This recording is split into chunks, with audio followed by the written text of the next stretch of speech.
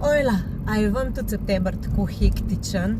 Vožnja iz sestanka na sestank, prava računov, poročil, potem pa še vse aktivnosti, ki čakajo nas mamice pa očije. In vsi treningi, ki se začenjajo, tako naši lastni kot otroški.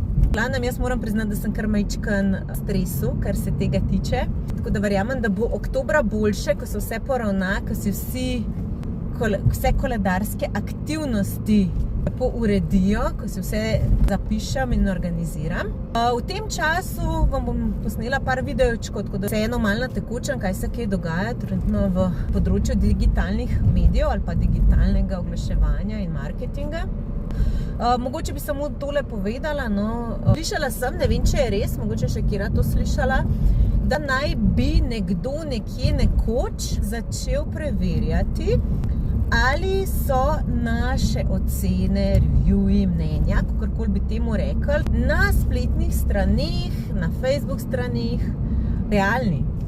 A so naši komenti pod objavami dejansko organski, ali so jih kakšnih buti naredili, torej ali so umetno ustvarjeni, da temu rečem. To se sicer že nekaj časa govori, da se bo začeli sledilci in da bodo začeli te veliki aglomerati, kot je Meta, gašati oziroma zmanjševati doseg tistih, ki imajo kupljene sledilce.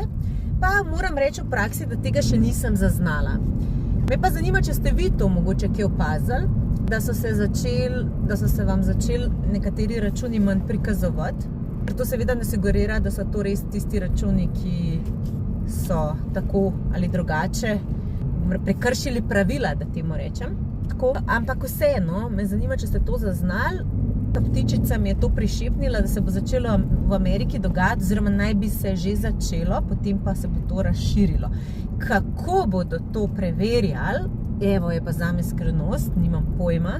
Je pa vseeno to ena taka spodbuda, da rečem nam vsem originalnim ustvarjalcem, da če se bi to res zgodilo, da tisti, ki ustvarjamo kakovostne vsebine, ki ustvarjamo vsebine, ki so unikatne, vseeno se borimo z dosegi, mogoče bo v prihodnosti to mičkan boljš, pa da bomo vseeno za ta trud, pa bom rekla poštenost tudi nagrajeni.